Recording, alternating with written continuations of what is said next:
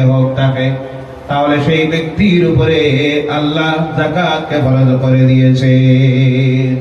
আজকের বর্তমান এই জমানায় হিসাব করলে দেখা যায় মানুষের যে আর্থিক অবস্থার যেভাবে পরিবর্তন হয়েছে, এই অবস্থায় দেখা যায় 70% মানুষের উপরে আজকে যাকাত ফরজ। যাকাত, কথা বুঝা থা, একজন মানুষের উপরে যাকাত ফরজ হল, সেই ব্যক্তি যাকাত আদায় করল না। যখন যাকাত আদায় করল না, সেই যাকাতের যে পয়সাটা তার কাছে রয়ে গেল, এতিম মিসকিনের হক, ফকিরের হক, বিধবার হক, 7 প্রকার মানুষকে যাকাতের পয়সা দিতে হয়। ওই যখন যাকাতের পয়সাটা দিল না, তার নিজের মালের সঙ্গে মিলাইয়া রাখলো, গোটা তার মালটা তখন অপবিত্র হয়ে গেল।